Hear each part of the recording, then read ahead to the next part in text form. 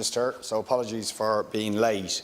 But that protest was called by the people who you see out in the streets helping the homeless night in, night out for the last number of years on a voluntary basis because they're so appalled by the escalating housing and homelessness crisis.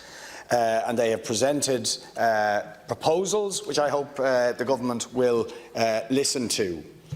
In a word, the scandal of the housing and homelessness crisis results from one central factor in government policy, and that is that your policy has facilitated the greed of vultures, landlords, property speculators and property hoarders.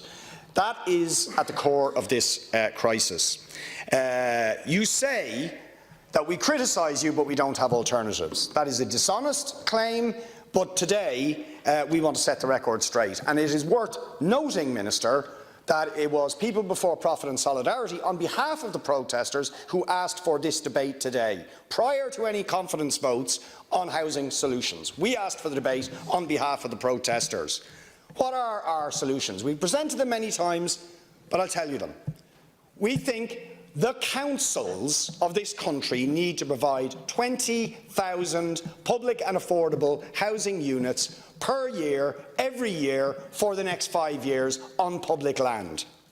We believe you need to stop immediately any sale of public land which should be used for public and affordable housing through PPPs, LDA or any other privatisation mechanism. We believe that NAMA's remaining land assets and its cash should all be deployed to the provision of affordable housing, and that affordable housing should be genuinely affordable to those on average incomes.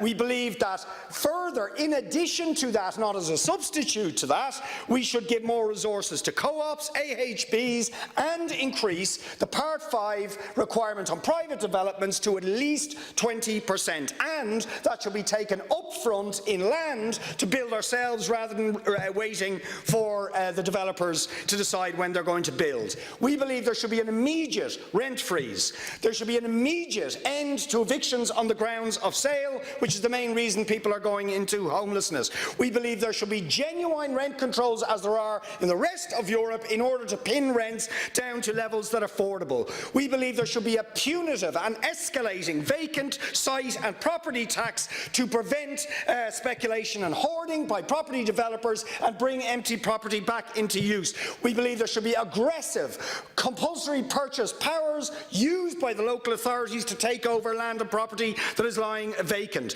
We believe there should be a constitutional right to housing for everybody. We believe there should be a minimum of an extra €2 billion a year put into the provision of social and affordable housing. That money should be raised via levy on the profits of the land hoarders and speculators, closing down the loopholes that you have given to those speculators, using NAMA's cash, using the money in the Strategic Investment Fund. We would like to point out that if we built this council housing, it would actually generate income for the state rather than the $700 million that's going out in RAS, HAPs and other leasing arrangement payments. We believe, in addition, as temporary measures, you should raise, well, not as a central measure, you should raise the income thresholds for social housing to the levels of ordinary working people who are currently being lopped off the list. That will give you the social mix you need, and we believe there should be real supports given to people in homeless accommodation, particularly children, so they do not suffer the child abuse and neglect they are currently suffering.